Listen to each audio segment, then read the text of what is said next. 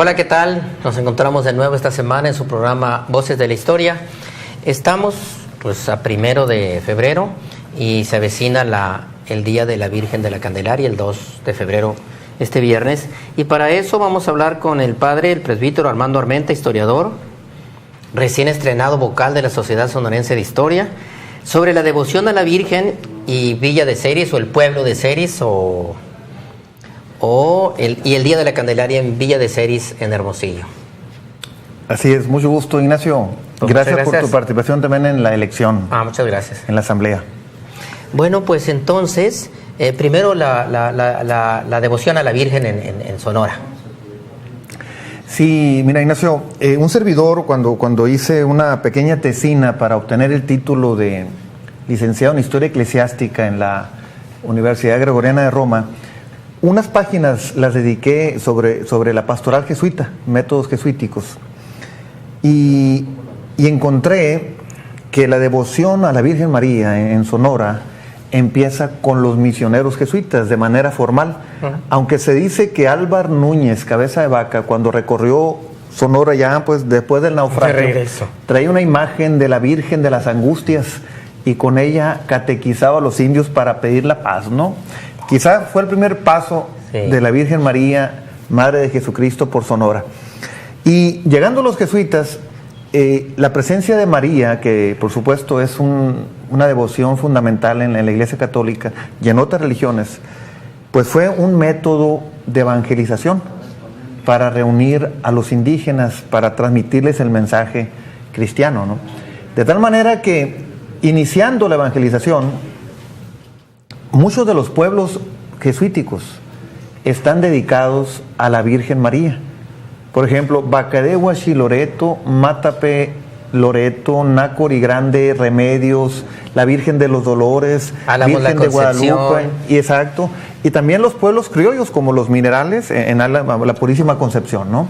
Que era un mineral, ¿no? Sobre todo. Un real de migas. Entonces, la presencia de María está allí desde la colonia, de la época misional, y hay experiencias o prácticas que siguen actualmente.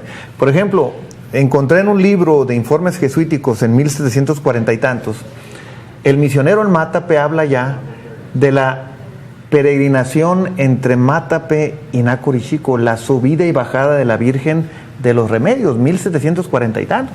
Y hasta la fecha en esos pueblos es parte de la devoción, parte de la expresión de la fe católica, ¿no? Obviamente esa devoción llegó al río San Miguel o el río Sanjón, que es donde nosotros estamos ahora, el río de Dolores. Exacto, ahí se establece la misión de Nuestra Señora del Popolo. El pueblo. Que creo que Nuestra Señora del Pueblo, una devoción jesuítica muy promovida en Italia, y ahí se establece pues una misión de Ceres, ¿no? En las inmediaciones de lo que hoy es San Miguel de Ocasitas. Por la fábrica de Los Ángeles, por ahí, ¿verdad? Sur de San Miguel. Exacto, ¿no? Que ya no existe. Entonces, ¿cómo se muestra esa devoción? Rosarios, peregrinaciones, velaciones, imágenes, velas encendidas en los nombres de las personas. Ahí está la presencia de María. Incluso en los pueblos Yaqui, Mayo, por ejemplo, y Pima, hay sus prácticas devocionales, sus ceremonias muy marianas, como los matachines, que la doctora Raquel Padilla hace estudios sobre, que son los soldados de la Virgen, ¿no? La Virgen del Camino. La Virgen del Camino, el 2 de julio, esta imagen que guardan en el Bacatete, y el 2 de julio la celebran de una manera muy antigua, ¿no? Y muy original, ¿no? ¿Dónde es? En Loma de Baco. Loma de Baco. En Loma de Baco, ¿no? Entonces, tanto en el mundo mestizo como en el mundo indígena está la devoción. Entonces, esto llega a Villa de Ceres. Bueno, hay que decir que en 1742 se estableció en el Cerrito de la Virgen, del Cerrito de Santa Cruz, junto al río Sonora, el presidio de San Pedro de la Conquista del Pitic. Pero 4 años después, Agustín de Vildósola abandonó el presidio y estableció la hacienda del Pitic, donde hoy es la Plaza Zaragoza. Pero 1770, muchos años después que se apaciguaron los indios Ceres y una sequía que hubo en la isla del Tiburón, en el territorio, y una hambruna, se vinieron y se los trajeron, digamos que al Pitic. A la misión de Nuestra Señora de Guadalupe.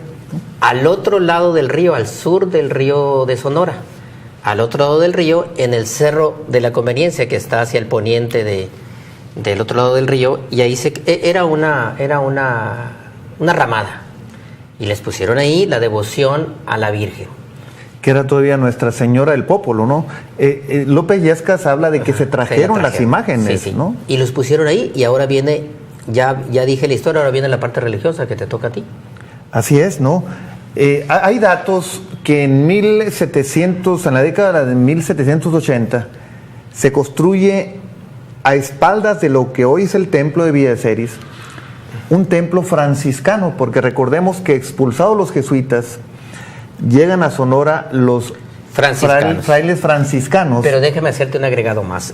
Cuando se trajeron a los indios sometidos Ceres al cerro ese y a esa iglesia o capillita, también el gobernador Corvalales construyó un acueducto de cal y canto que llevaba agua desde lo que hoy es la laguna de la Sauceda hasta esas tierras para que cultivaran, y les dieron tierras a los Ceres y agua y semillas y a peros de labranza. Ese acueducto de cal y canto es lo que queda todavía al pie del Cerrito de la Cruz, a un lado de la Casa de la Cultura aquí en Hermosillo. Tenían agua, tenían tierra, tenían semillas para trabajar, pero entonces después se los trajeron a lo que hoy se le llamó Pueblo de Ceres. Exacto, ¿no? Al lado poniente del Cerrito de la Cruz, al otro lado de la Hacienda del Pitic. Entonces, la presencia indígena nuevamente ahí, ¿verdad? La presencia indígena. Hay un dato que quiero leerles al auditorio, y habla de que cuando se funda el pueblo de Ceres había 31 matrimonios Ceres, 8 viudos, 14 viudas, 11 solteros, 6 solteras, 3 gentiles, y había españoles ya, Sí. Concepción Serna, Abelardo Noriega, Loreto Noriega y José Molina, apellidos de la región, de aquí de la localidad, ¿no? Se construye el templo y lo bendice un franciscano, el templo antiguo, en 1790. Es una pequeña iglesia, la bendijo Fray Ignacio Dávalos, que era presidente de las misiones de la Pimería Baja. La bendijo el 12 de septiembre de 1790. No es el templo actual, estaba a espaldas del templo actual, era más pequeño, ¿no? ¿Y cuándo aparece la Candelaria? Allí hay un dato interesante. El templo actual, según el padre López Illescas, se construyó hacia 1875, ya en el Porfiriato. Mucho tiempo después. Ya cuando había más mestizaje, Villa de Ceres, sí.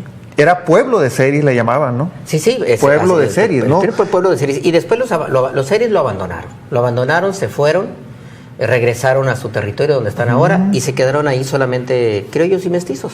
Entonces, de esos apellidos que están todavía en Villa de Ceres, Peralta, estos de la Carra, los de la carnicerías, estas, que se me olvide el apellido. Sí, sí, y después llegaron extranjeros como los de Sens, ¿no? Sí, muchos extranjeros también, de franceses y no. Pero originalmente era el pueblo de Ceres. De hecho, te quiero señalar, ahorita acabo de investigar con la ayuda de las archivistas en el Archivo Histórico de la Arquidiócesis, hay un libro de bautismos de la parroquia del pueblo de Ceres, tenía el título de parroquia. Sí.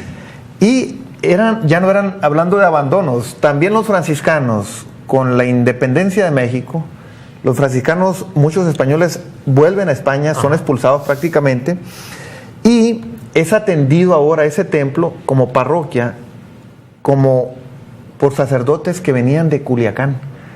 Por ejemplo, esos bautizos de 1837 a 1843 era el padre José Antonio Félix de Castro, y hasta 1863 estuvieron los padres José Ignacio Andrade, Trinidad Cortés.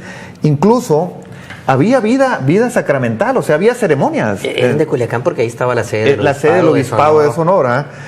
Y está en el archivo el libro de matrimonios entre 1839 y 1848. Interesante el dato. Le llamaban San Pedro de Ceres, O sea, sí, una evocación del presidio de San Pedro de la conquista del Pitic. Exacto. Ahorita vamos a pasar imágenes, esas imágenes las vamos a explicar poco a poco.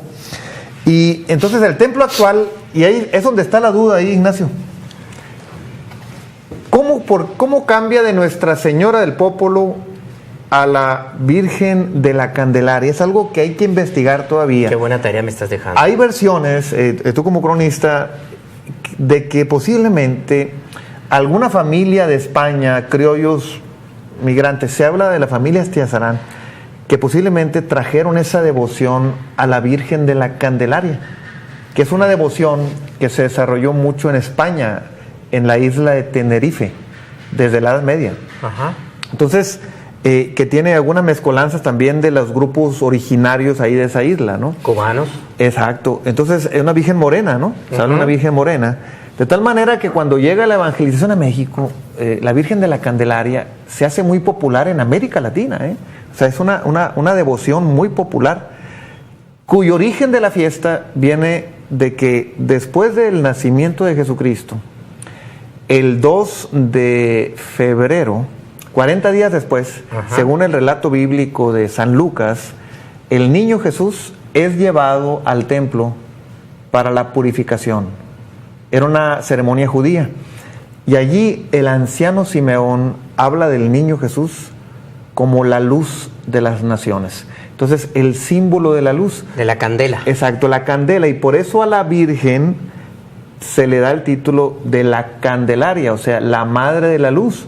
Entonces, la Virgen de la Candela, ¿no? La Madre de Cristo, que es luz del mundo, ¿no?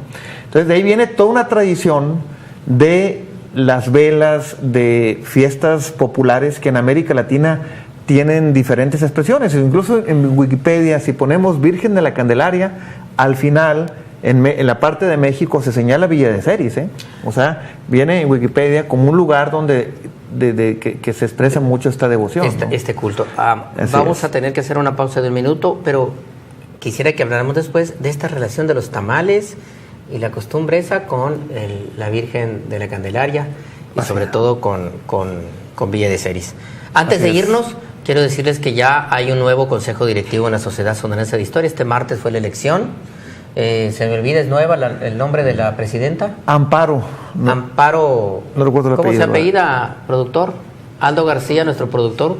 Es una mujer, por primera vez la Sociedad Sonorense de Historia va a ser presidida. Carmen Tonela, ya sido ya, ¿eh? Bueno, pero es la segunda mujer, es la segunda mujer, sí, es la segunda aunque mujer. Tonela fue interina. Interina, bueno. Esta es la primera mujer electa. Titular. Pero es una jovencita y está rodeada de un grupo de jóvenes doctorados en historia y acompañada de 3 vocales que son ya veteranos, que fungen ahí como senadores. Armando Armenta es uno de ellos, Ignacio Almada es el otro. ¿Y quién es el tercer vocal, Aldo? Raquel Padilla. Raquel Padilla Ramos, una doctora también ya del INA, que ellos van a ayudarles a estos jóvenes. Y esperamos nuevos tiempos para la Sociedad Sonorense de Historia. Amparo Reyes se llama la doctora, la nueva presidenta. Vamos a hacer una pausa de un minuto y regresamos para continuar. Nos quedamos...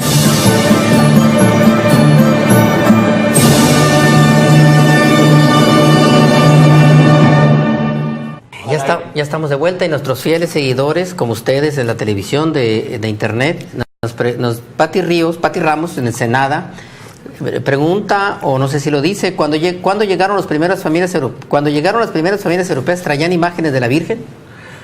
Es muy probable que sí. Claro que sí. De hecho, el cronista de Álamos, Juan Carlos Holguín, señala la Virgen de la Valvanera es criolla, ¿no? Sí. Es de mineros que la trajeron. Sí. Mario Corella nos manda saludos, nos está escuchando. Kevin Moreno pregunta, ¿cuándo se van los seris de la villa, los indios? Los indios llegaron en 1770, cuando se les hizo este acueducto, y no tardaron mucho. Para 1790 ya no estaban aquí, no duraron más de 10 años. Pasó la hambruna, pasó el hambre, y se regresaron a su territorio donde siempre han vivido y siguen viviendo. Eliseo Hoyos pregunta, ¿es más antigua la iglesia de la Candelaria que la catedral? Qué buena pregunta. De hecho, en catedral hay una fecha, entrando a catedral arriba del coro, 1879. Empieza a construirse catedral. Una cosa es el edificio y otra cosa es cuando ya empezó Pero en lo que hoy es catedral estaba la capilla castrense. Exacto. Del cuartel del Pití, que estaba allí. Exacto. Que esa data de 1700, cuando regresó de San Miguel de Orcasita, regresó el cuartel. Híjole, no, yo creo que no es más, debe ser 1700. 50, 60. La antigua capilla castrense. Cuando se vienen los soldados del presidio, ya no se establecen donde mismo, sino en la Plaza Zaragoza, el cuartel del Pitic, y ahí hay una capilla castrense también de Guadalupe, por eso se le confunde con la que mencionaste. Así es. Entonces, la de Villa de Ceris es mucho más joven, nace mucho tiempo después, 1770. Lo que es en Villa de Ceris, que pasó a lo que hoy es Villa de Ceris, pero no en el templo actual, y el templo actual, pues vamos a hablar de él ahora. Bueno, llegamos entonces al siglo XX, o cuando, el siglo XIX, ¿cuándo es parroquia ya formal del obispado? ¿Te quedaste con estos sacerdotes en 1850? Se sigue atendiendo por sacerdotes, según algunos documentos del archivo histórico, hasta 1870 y tantos, ¿no? Todavía hasta finales del siglo XIX había sacerdote en Villa de Ceris, pero atendido desde Hermosillo, desde la parroquia de Hermosillo, que fue curato del Pitic en 1821 y luego curato de Hermosillo, cuando cambió de nombre del Pitic a Hermosillo, ¿no? Y yo quisiera señalar cómo era la construcción por dentro del templo nuevo. Es bellísimo, Del actual. Del actual. ¿Cuándo se empieza a construir 1875 aproximadamente, pero el padre Illescas dice que el techo era alto, largo, recto, elaborado de carrizo y piedra pómex, pegada con cal y lodo, apoyado en fuertes vigas y enormes puntales o pilares de palofierro, pino, chino, mezquite, formados en 3 hileras, el piso rústico y de tierra. El altar principal, la sala, los confesionarios se hicieron con adobes, ladrillos y se forraron de madera. Ese templo decimonónico fue atendido por sacerdotes de Hermosillo. Incluso don Juan Navarrete mandaba a los párrocos de Hermosillo. El padre Martín Portela en los años 20. Se iban a caballo, yo creo. Cruzaban el río a caballo o ponían pequeños puentes, ¿no? Sí. Cuando no dejaba pasar el río, ¿no? Aquel puente que sale en aquella foto, ¿no? Era el pueblo de Ceris. Aquí quisiera señalar, Nacho, en los años 30, cuando se cerraron los templos por el conflicto religioso, ¿no?, con el gobierno del Estado, se dice que la imagen de la Candelaria fue guardada por familias.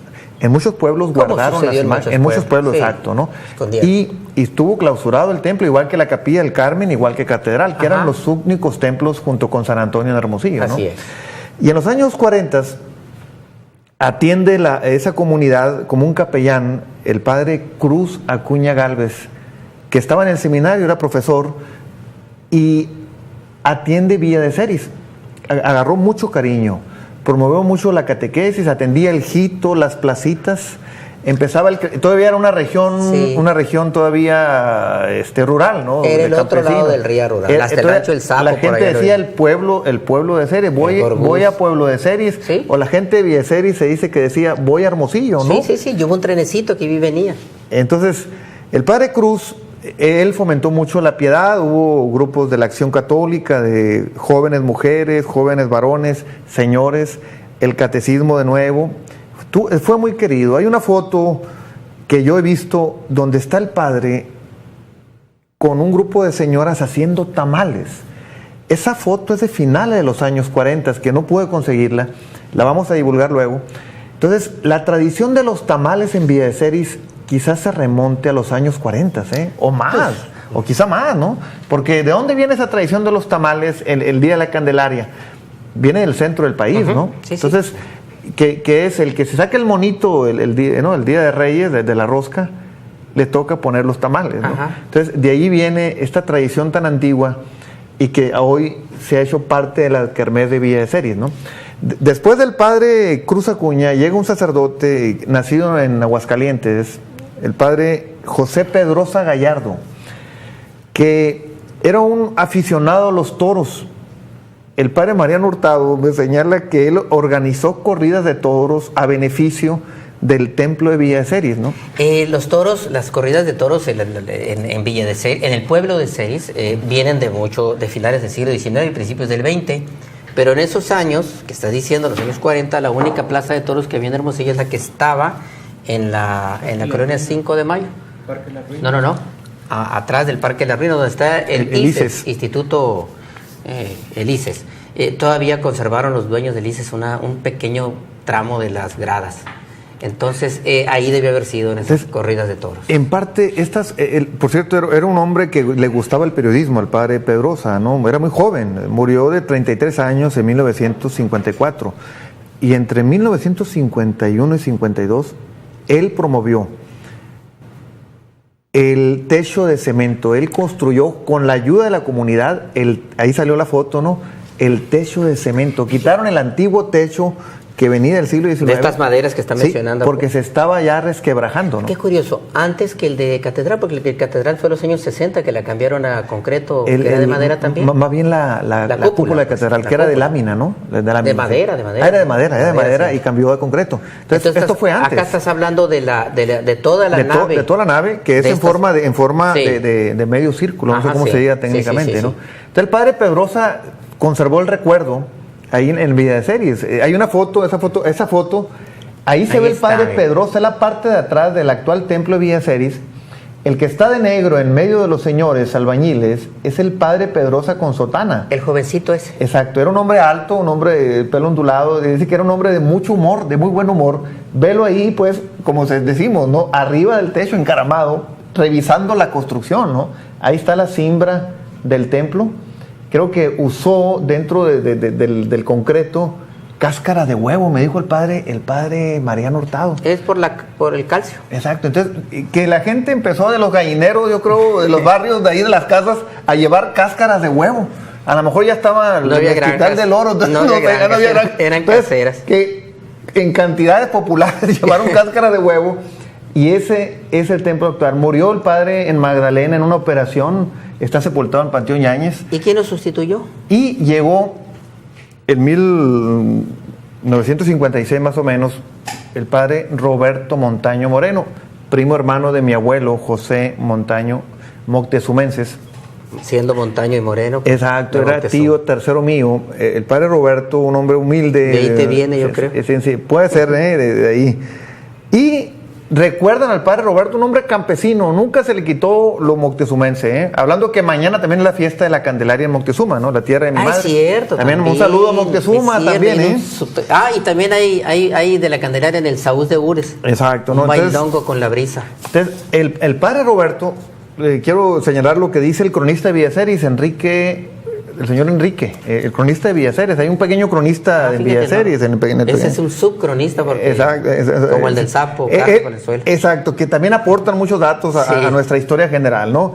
El padre Roberto Montaño puso el altar de mármol, granito, piso de mosaico, salón de juntas, hubo un teatro.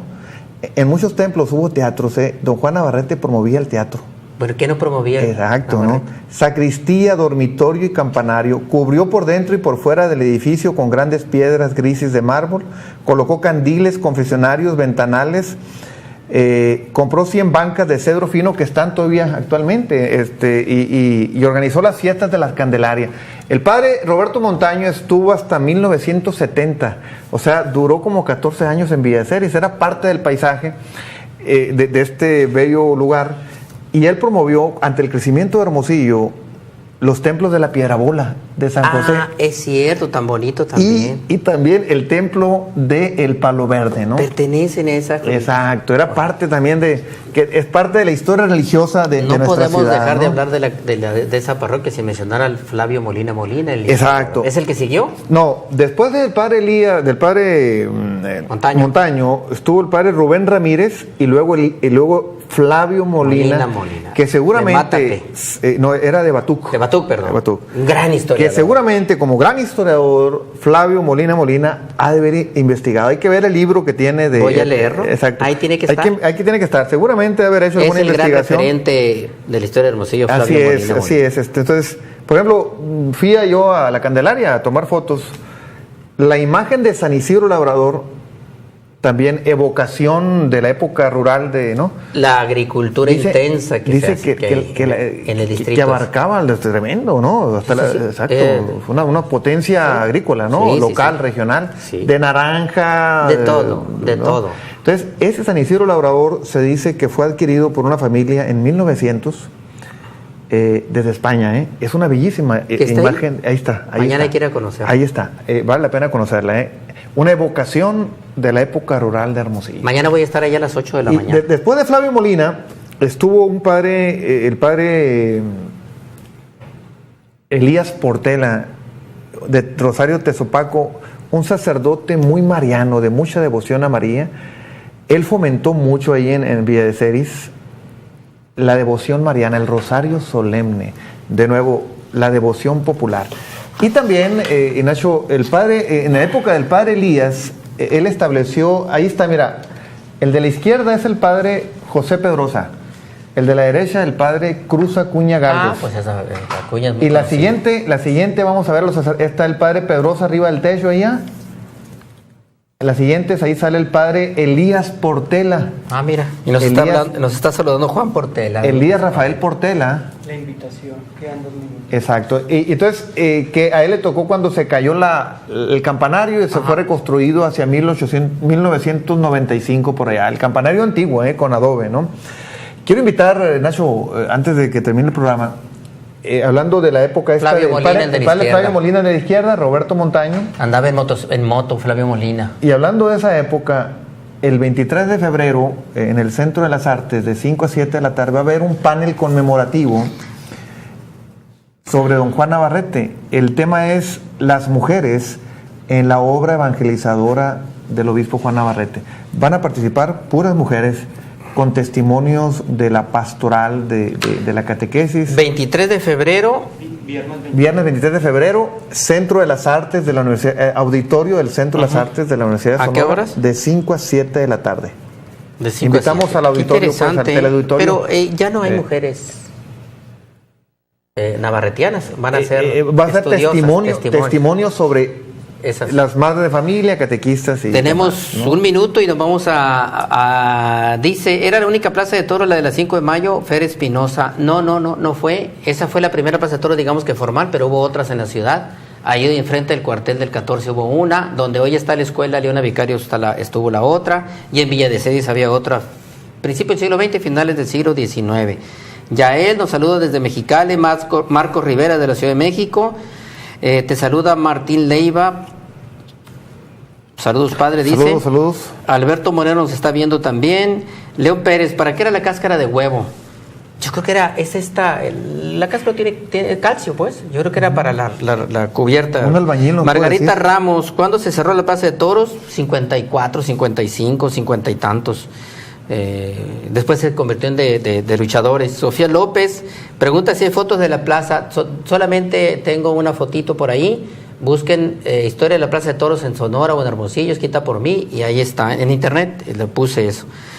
Saludos desde San Javier, Juan Portela, que debe ser también de la familia Portela de Tezopaco, posiblemente. Hay una... Que hay tantos sacerdotes. Bueno, pues qué intenso el programa, qué emocionante. Mañana voy a estar en la radio, no sé en qué radio, en Villa de Ceris. ¿A qué hora, Nacho? 8:30, 8:20. Bueno, 7:20. Va a ser desde ahí, va a transmitir Radio Asir, este muchacho Echeverría, Alonso Echeverría. No me sé los nombres de las radios. Sí. Y va a transmitir desde ahí y hablando de todo esto. Y me invitó. Creo que se equivocó de invitado. Debiste haber ido tú. Pues aquí está, mira. Aquí está algunas ideas. Estás dando misa a las 7. Exacto, estoy ocupado, sí. Estoy ocupado, sí. Bueno, mi trabajo como cronista sí tiene que trabajar. Nos vemos la próxima semana. Muchas gracias. Aldo García, nuestro productor, que siempre nos está aquí dirigiendo y regañando. Y a veces está aquí, él hace todo. Yo nada más me siento aquí a atender a los invitados. Muchas gracias, nos vemos. Y coman tamales mañana, 2 de febrero. Hasta luego.